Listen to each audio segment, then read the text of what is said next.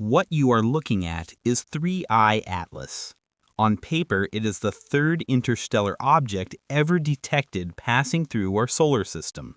A colossal wanderer, nearly 20 kilometers across, moving at a blistering 130,000 miles per hour. Before we begin, let's just think for a moment of time.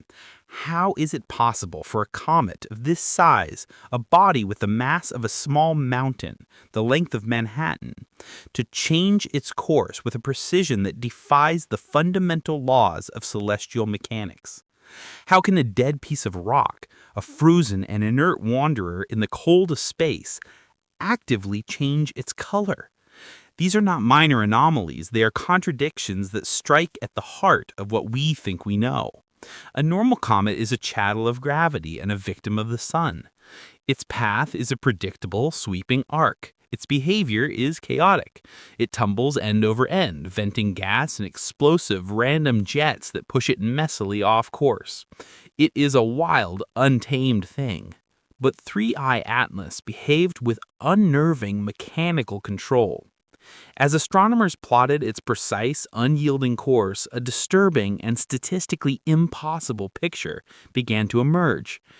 Its path arcs past Mars, then Earth, then Venus, and finally the gas giant Jupiter, all in a precise, breathtakingly rapid sequence. This is not the lazy, gravity-bent arc of a comet. It is a grand tour, a celestial billiard shot of impossible complexity. A route with a calculated probability of less than 0.005% of happening by pure coincidence. Its immense size, its unexplained and subtle acceleration, and its uncanny four-planet flyby have pushed the world's top scientists out of their comfort zones and into hushed, speculative conversations. Behind closed doors, they are whispering a single, terrifying question. Is 3I Atlas really a nuclear-powered reconnaissance craft sent here to test our response? If this object is engineered, the stakes are off the charts. What we are witnessing may be the prelude to humanity's first contact, and our species' response plan, or lack thereof, may depend entirely on what we discover next. But what evidence could finally prove what we are really dealing with? In the early summer of 2025, the numbers began to stack up, each new data point adding another layer of strangeness to the mystery. The object 3I Atlas cuts across the plane of our solar system at a velocity that defies easy comprehension, a velocity fast enough to cross the Atlantic Ocean in less than 2 minutes. Its measured diameter is confirmed to be nearly 20 kilometers, making it by a wide margin the largest interstellar visitor ever recorded. For comparison, that is the entire length of the island of Manhattan, an object of continental mass, moving with a velocity that dwarfs any known comet or asteroid in our solar system's history. From the high-altitude deserts of Chile to orbiting space telescopes, the global astronomical apparatus focused its gaze. Astrometric teams at the state-of-the-art Rubin Observatory and NASA's Transiting Exoplanet Satellite, TESS, began sifting through the early detections, logging the object's every position with milli-arc-second precision. The orbit, meticulously reconstructed from dozens of painstakingly captured images, at first revealed a classic hyperbolic path. This confirmed its origin. It was an unbound object on a one-way trajectory, a pilgrim destined never to return. But the orbital fit wasn't perfect. Small but persistent discrepancies known in the field as residuals began showing up in the data. These were subtle, nagging deviations from the expected gravitational curve, the pure, elegant arc that an object should follow under the sole influence of the sun. Across the astronomical community, a quiet but intense debate ignited. Was this just noise, the product of tiny unavoidable measurement errors and imperfect atmospheric conditions? Or was this the first faint hint of a force at work beyond the simple pull of gravity? Standard comet models do have an answer to this. They predict a form of non-gravitational acceleration. As a comet hurtles towards the sun, its icy surface heats up, causing volatile gases like water and carbon dioxide to erupt into space. These explosive jets act like miniature, unpredictable thrusters, gently but messily nudging the nucleus off its purely gravitational course. This process is known as outgassing and is a hallmark of cometary activity. Yet for 3I Atlas, the evidence for this classic behavior was strikingly, suspiciously absent. Its coma, the hazy cloud of gas that should envelop a comet of this size, was faint and oddly positioned. High-resolution imagery revealed little to no evidence of the sharp, powerful jets that should be erupting from its surface. The photometric profile, the measurement of its brightness over time, was even stranger. As the 20-kilometer object moved through space, its brightness held remarkably, unnaturally steady. It wasn't flickering or fading as it rotated, a behavior that would be absolutely expected from an irregularly shaped, tumbling body. Imagine a potato-shaped rock tumbling end over end. As its wide sides and narrow ends face you, its brightness would flicker up and down. 3I Atlas showed none of this. There were no telltale spikes in its light curve, no sudden dips that would indicate surges from gas jets or a chaotic, uncontrolled spin. At this immense size and blistering speed, any natural process, the recoil from vaporizing ice, the eruption of volatile jets, the simple effect of uneven solar heating should leave an obvious messy signature. But the data from 3I Atlas showed a near mechanical consistency. Its escape velocity calculations only confirmed what the strange orbit already hinted at. Unless something actively slowed it down, 3I Atlas would never be captured by the sun's gravity. The sheer speed it would carry even after escaping the sun's pull, its hyperbolic excess velocity, was among the highest ever measured for a so-called natural object. For a growing number of observers, the absence of any clear natural driver for its anomalous motion and its controlled stability raised the ultimate question: could there be an engine at work, its presence masked, hidden beneath the faint gaseous coma? The search for a definitive answer pushed astronomers to probe deeper, dissecting every anomaly in the motion of this Manhattan-sized interloper. By August of 2025, the picture was undeniable. The reconstructed orbit of 3I Atlas drew a definitive, chilling line through 4 planetary neighborhoods, all to be visited in less than 6 months. Mars, then Earth, then Venus, then Jupiter. Each encounter was plotted to within a fraction of an astronomical unit. This sequence was not a simple brush past the sun. It was a complex, multi-planet circuit. Each flyby was engineered to be close enough for an observer aboard it to capture detailed spectra and observations of each world, yet just distant enough to avoid any risk of gravitational capture or catastrophic disruption. It was a path of perfect observation, executed with minimal risk. To confirm the sheer improbability of this, orbital simulations were run at the Rubin Observatory and by independent teams at universities and space agencies around the world. These supercomputers reproduced the tour with thousands of virtual clones of the object, each given a slightly different starting speed and direction to account for any possible measurement errors. They then programmed in the most generous models for potential outgassing, trying to force a natural explanation. The result was a stark failure. The impossible alignment held true for nearly every plausible version of the object's orbit. The path of 3I Atlas threads the needle of our solar system. It skims the orbital lanes of Mars and Earth, swings inside Venus's orbit for a closer look, and then perfectly uses Jupiter's gravity for a slingshot maneuver, setting it up for a high-speed exit. The geometry is not just rare, it is an outlier among outliers. Galactic models, built on our understanding of how objects are randomly ejected from other star systems, predict that fewer than 1 in 10,000 interstellar visitors would stumble into such a chain of close planetary approaches purely by chance. An independent consortium of orbital dynamicists, publishing under the name AVO Group, released a more striking figure that quickly began to circulate through encrypted telegram groups, preprint servers, and the hushed hallways of scientific conferences. They calculated less than a 0.00005% probability for a random visitor to match this 4-planet flyby pattern.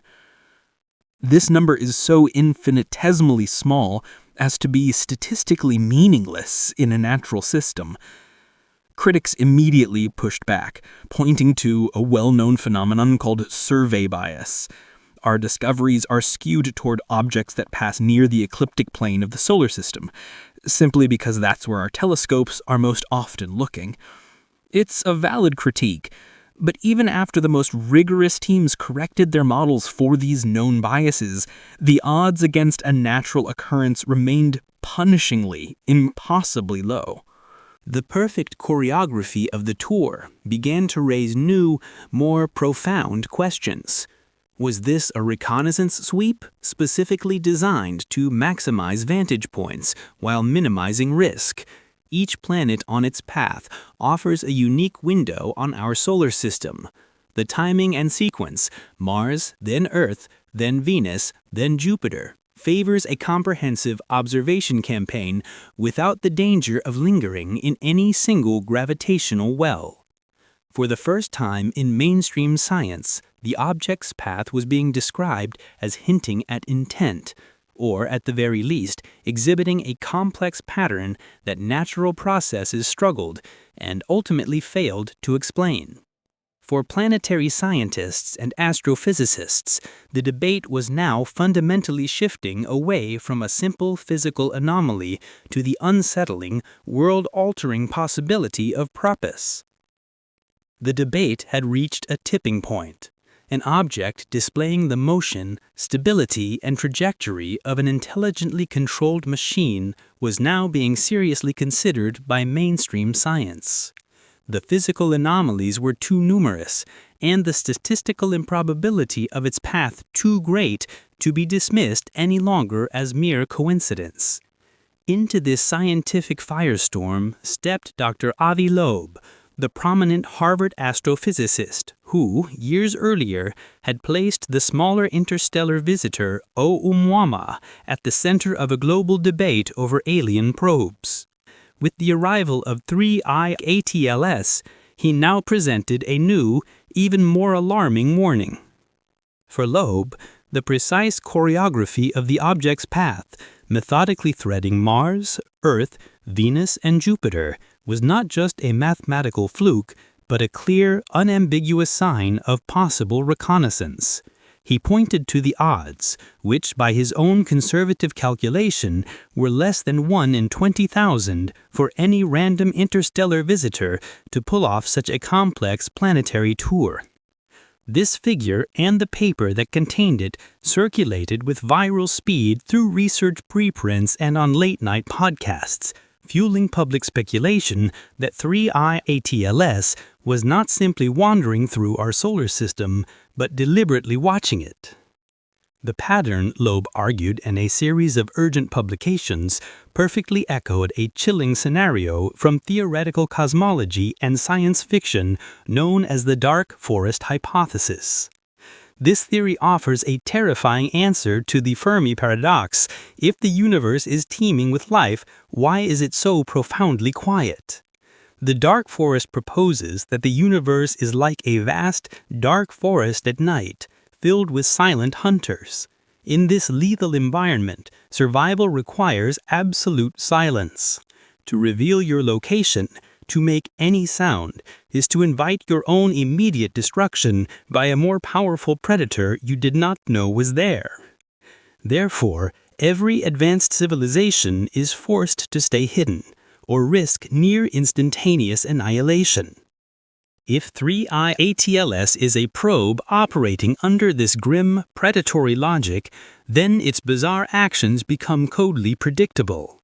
It would scan our solar system from a safe distance, sampling planets while never straying close enough to be intercepted or trapped by our gravity. Its four-planet flyby is a masterclass in efficiency, maximizing scientific coverage while minimizing its own exposure, and avoiding the deep gravitational wells that would slow or capture a careless visitor. Each planetary approach is brief, each window for observation fleeting, as if the object is methodically collecting data and moving on before anyone can properly react. Loeb's group drew direct parallels to Oumuamua's mysterious flyby in 2017. They suggested that if that smaller, faster, cigar-shaped object was a scout, a quick, preliminary flyby to gauge the layout of the system, then 3I ATLS could be the follow-up, a larger, more deliberate, and more capable mission sent to perform a more detailed survey. The timing, just 8 years apart, even fits a programmatic, robotic cadence. While critics counter that the theory leans too heavily on coincidence and grossly underestimates the power of observational selection bias, the debate was now sharpened to a razor's edge. Is this a peaceful survey? A simple benign test of human detection capabilities? Or is it something far more dangerous? The question lingered, unresolved, as astronomers were forced to weigh the profound risks of being seen in a universe where silence may be safer than curiosity. At the very same time, a powerful counter-narrative was forming, one grounded in hard physical data. Dr. Rachel Stevenson, a renowned planetary scientist at JPL, was surveying the spectrum of light coming from 3I/ATLS and finding a familiar and deeply contradictory pattern. The faint coma, though faint and oddly positioned forward of the object, contained the clear and unambiguous chemical signatures of water, carbon dioxide, and trace organics. The classic hallmarks of the comet that was formed in the deep, freezing cold between the stars. High-resolution images from the Hubble Space Telescope revealed a diffuse sunward haze, but no sharp jets, and more importantly, no telltale metallic glints that one might expect from the exposed hull of a machine. Reflectivity measurements taken by her team perfectly matched the signature of bright, icy grains, not that of engineered alloys or composite materials. For Dr. Stevenson and the majority of her colleagues in the field of planetary science, the simplest reading of the physical data pointed to a natural conclusion. 3I/ATLS was a comet, albeit a colossal, rare, and oversized wanderer. It was not an alien vessel. Spectroscopy teams honed in on the ratio of carbon dioxide to water, finding it was a remarkable 8-to-1, among the highest ever recorded. This detail powerfully points to an origin far from any star, in the parts of a protoplanetary disk where fragile carbon dioxide ice can survive a journey of millions of years. Even the object's isotopic signatures, though still uncertain, fell within the wide scatters seen in solar system comets and Oumuamua successor Borisov. The second interstellar visitor. The comet's brightness, when measured across multiple wavelengths, was shown to rise and fall predictably with its distance from our sun, not with any kind of internal artificial pulse. Each new dataset seemed to chip away at the extraordinary claims of Loeb and others, grounding the debate in the familiar, sober, and comforting language of chemistry and physics. And yet, even as the evidence for natural composition grew, the question of our response remained paramount. The orbital data was still undeniable. In classified simulations, engineers at Project Lyra, a conceptual rapid response initiative, tried to solve the problem of interception. Their conclusions presented to defense and intelligence officials were stark and absolute. To catch 3I/ATLS would demand a change in velocity, a delta V, of at least 60 kilometers per second. This is a leap so far beyond the capability of our most powerful chemical rockets that it belongs to science fiction. Advanced concepts like light sail designs inspired by the Breakthrough Starshot initiative might theoretically reach the target, but they would carry only minuscule gram-scale payloads and would require years of pre-planning that we simply did not have. European Space Agency's Comet interceptor craft, waiting patiently at the L2 Lagrange point for a suitable target, is a brilliant piece of technology, ready to pounce on slower, more predictable comets, but it lacks the muscle for a chase this fast. The verdict was clear. For now, and for the foreseeable future, our sciences must rely solely on telescopes, not probes. We could not touch it. This confirmation of our technological impotence sent ripples through the geopolitical sphere. Policy advisors revisited the Outer Space Treaty of 1967, its well-meaning rules on international cooperation and peaceful exploration suddenly feeling ancient and profoundly inadequate. The treaty's core tenets were clear. No unilateral signals could be sent, no nuclear devices could be used in space, all actions would be subject to international review. Intense closed-door meetings at the highest levels, SETI and UN working groups debated the central question, whether to send a message or to stay absolutely silent, weighing the unimaginable risks of contact against the potential cost of inaction. The protocols for now were clear. Observe, consult, prepare. As 3I/ATLAS swept past our world, humanity's response was shaped not just by what the object is, but by how we, as a fragile endophytid species, choose to meet the profound unknown. Its 20-kilometer span, its 130,000 mile per hour speed, and its impossible multi-planet flyby have already placed it among the rarest solar system visitors ever observed. Despite the well-documented non-gravitational acceleration and a tour path with less than 0.005% probability of occurring by chance, our most advanced telescopes still detect a diffuse coma and a high reflectivity consistent with known comet behavior. What remains completely unknown is the true cause of this object's anomalous motion, its impossible stability, and whether we should expect similar objects to appear in the future.